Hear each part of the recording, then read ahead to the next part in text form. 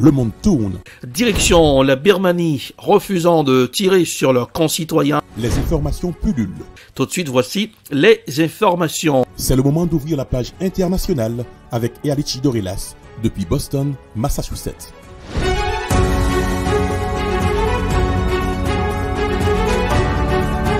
Mesdames, Messieurs, bonsoir. Aujourd'hui, c'est vendredi, dernière sortie de la page internationale au Grand Journal du 14h depuis la newsroom de la capitale des grandes universités du monde, Boston, Massachusetts. Erlichi Dorelas pour la présentation, à Jacques Mel pour présenter ce grand journal, Joël François et Smith Jean-Julien. Rubans assure les manœuvres techniques. Bonsoir aux auditeurs de la radio évangélique Hosanna 102.3 FM. À Jacques Mel, en Ukraine, longtemps, Volodymyr Zelensky n'a été vu que comme un ex-comique devenu président de l'Ukraine. Par accident, la crise, puis la guerre avec Moscou l'ont fait émerger sous un jour nouveau, faisant apparaître son sang-froid, mais aussi sa solitude dans ce conflit. Voici un reportage signé Euronews. Les premiers réfugiés ukrainiens ont commencé à affluer dans les pays voisins. Selon les autorités polonaises, depuis le début de la guerre, environ 15 000 personnes ont déjà traversé la frontière. Après avoir fui l'invasion russe, de nombreux réfugiés ont passé la nuit dans cette gare polonaise à quelques kilomètres de l'Ukraine. Je me suis réveillé la nuit suite aux messages et aux appels de mes amis. Ils m'ont informé du début de l'intervention militaire en Ukraine. Nous avions préparé des plans d'urgence pour nous rencontrer à la gare, mais nous n'avions rien prévu pour la suite des événements. Nous n'étions pas organisés sérieusement. À cet arrêt de bus de la ville de Medyka, au sud de la Pologne, beaucoup réfléchissent à ce qu'ils vont faire maintenant. Nous laissons nos 2 chiens chez un ami en Ukraine parce que nous n'avons pas eu le temps de leur faire un passeport ou d'avoir une permission de sortie. Nous réfléchissons à ce que nous allons faire maintenant et je pense que nous irons probablement jusqu'à la ville de Wrocław. Là-bas, nous serons plus sereins et nous déciderons de ce que nous pourrons faire ensuite. Des milliers de réfugiés ukrainiens ont également franchi les postes frontières de la Roumanie. Certains sont venus à pied, d'autres en voiture ou en ferry. Beaucoup d'entre eux viennent ici parce qu'ils ont des parents ou des connaissances vivant en Roumanie.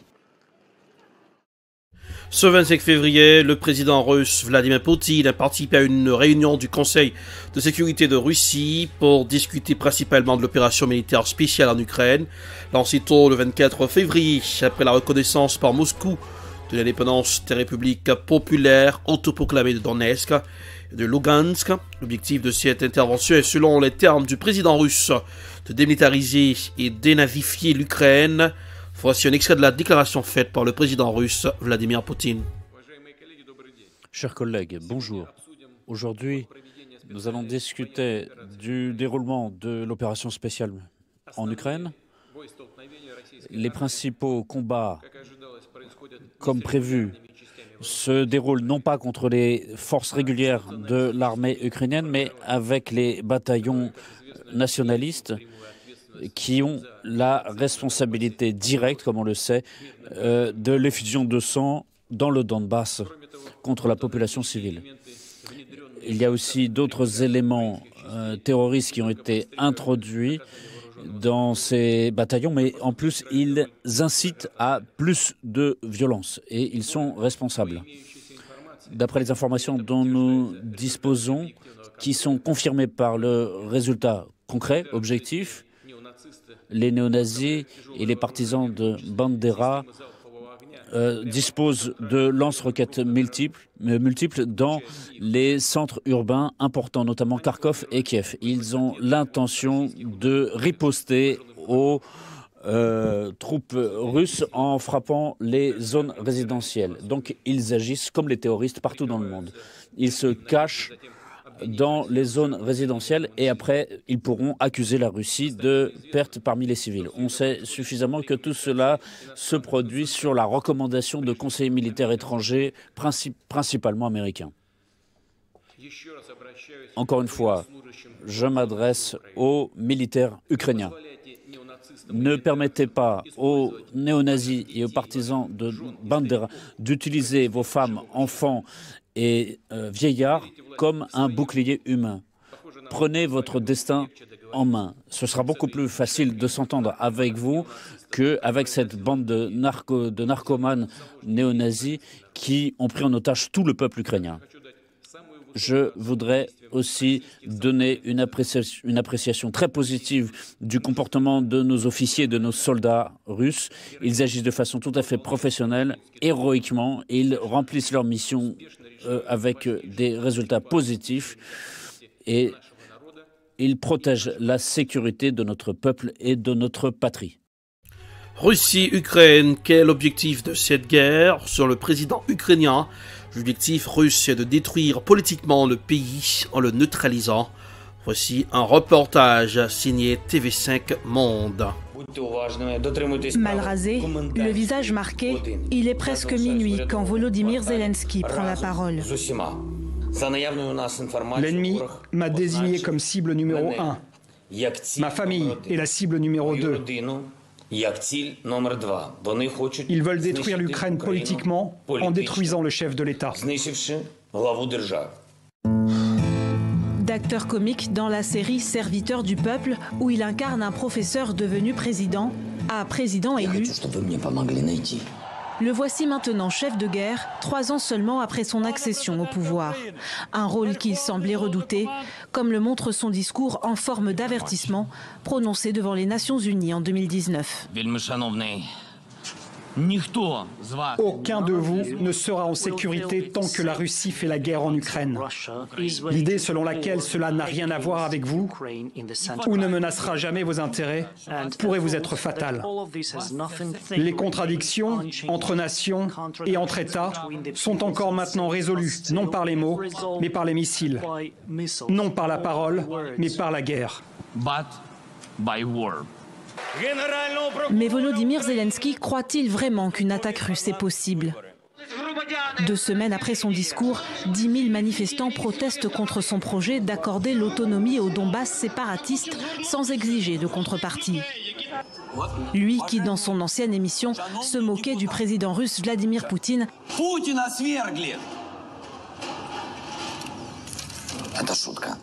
et de l'ancien président ukrainien Viktor Yanukovych, à l'époque trop russophile à son goût. Quand Yanukovych est chassé du pouvoir par la révolution pro-occidentale de 2014, ce dernier déclare être la victime d'un coup d'État comparable à celui des nazis en Allemagne. C'est cet argumentaire que Poutine reprend aujourd'hui pour justifier son intervention militaire en Ukraine. Cerné et isolé, le clown désormais triste continue d'implorer la communauté internationale, espérant un clap de fin au film d'horreur dans lequel son pays a basculé. Toujours la guerre entre l'Ukraine et la Russie en piratage par le collectif Anonymous. Des données du gouvernement russe est-il possible?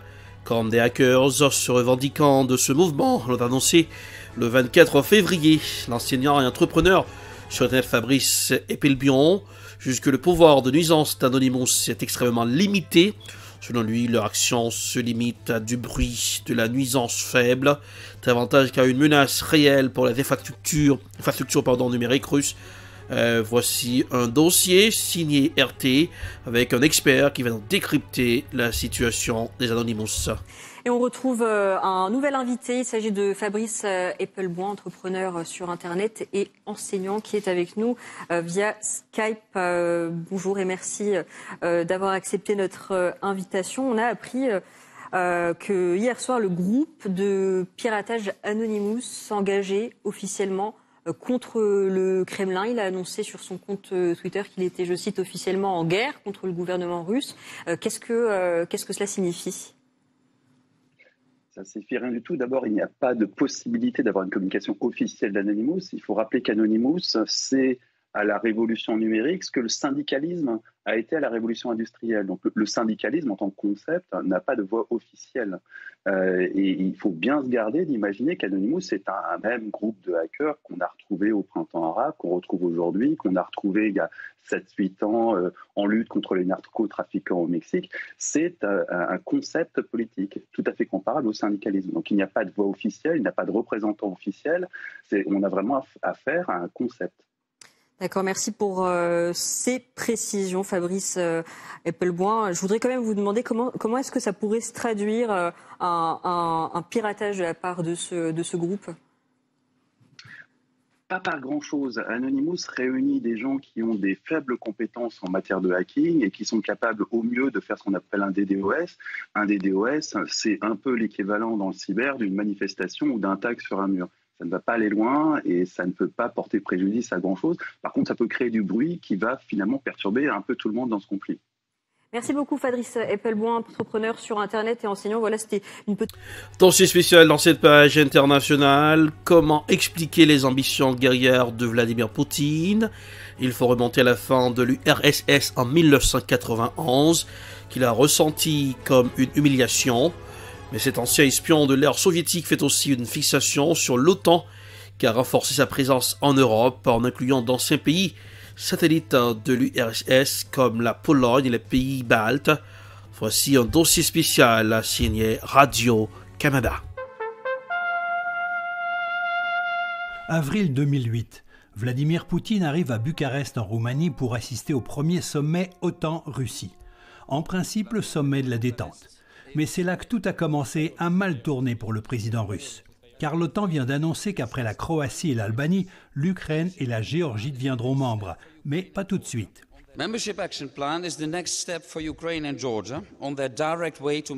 C'en est trop pour Vladimir Poutine. Il est de mauvaise humeur, mais il se retient. Alors que George W. Bush, lui, est visiblement joyeux.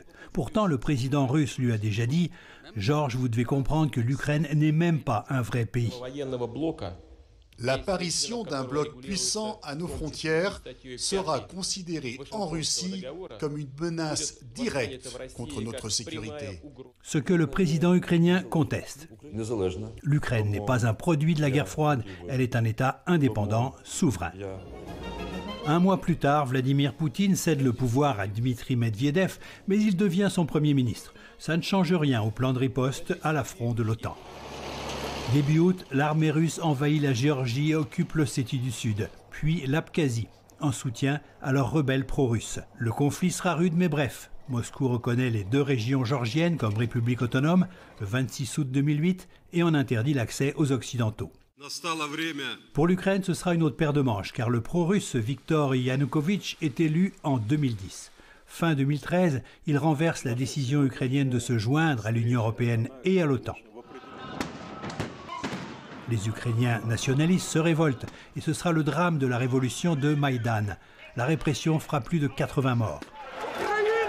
Fortement contesté, Yanukovych s'enfuit en Russie, il sera destitué. Mais les tensions entre nationalistes et les éléments pro-russes d'Ukraine s'accroissent et la révolte éclate dans le Donbass et la Crimée. La Crimée est surtout peuplée par des Russes qui, sur la foi d'un référendum unilatéral largement remporté, réclament l'adhésion à la Russie. L'occupation se fera par des petits hommes verts, des soldats sans aucune marque d'appartenance, et l'annexion suivra, sans aucun combat, ratifiée par le président Poutine le 3 mars 2014. Dans le Donbass, les séparatistes pro-russes et l'armée ukrainienne se battront jusqu'à maintenant, faisant 14 000 victimes. L'Occident réagit par des sanctions.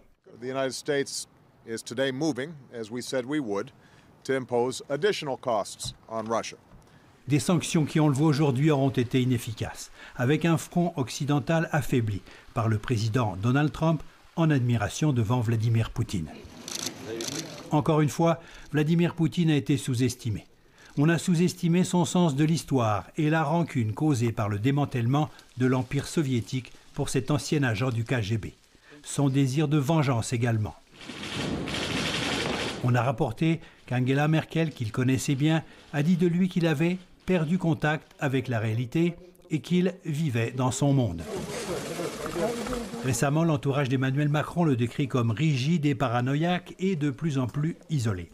Il ne serait plus le même que celui qu'il a rencontré en 2019. On a supposé que cet homme calculateur se contenterait de fragments de l'ancien empire, le Donbass et la Crimée, comme pour la Géorgie en 2008. On ne croyait pas qu'il se risquerait dans un si énorme coup de poker. C'est le terminus de la page internationale au Grand Journal du 14 pour aujourd'hui, dernière sortie pour cette semaine. La production est signée Ed Prod, réalisation Télé Beltop, présentation Erlich Dorelas. Couleur du temps pour aujourd'hui, il neige sur Boston, nous sommes sous la neige. À l'instant même 36 degrés Fahrenheit, 2 degrés Celsius. À Jacmel, 83 degrés Fahrenheit, 28 degrés Celsius. Bonsoir Jonel, bonsoir Smith Jean-Julien, bonsoir Rubens, bonsoir aux auditeurs de la radio évangélique aux Alas 102.3 FM à Jacmel. Passez un excellent vendredi et passez un bon week-end. Bonsoir, à lundi. C'était la page internationale avec Erlich Dorelas.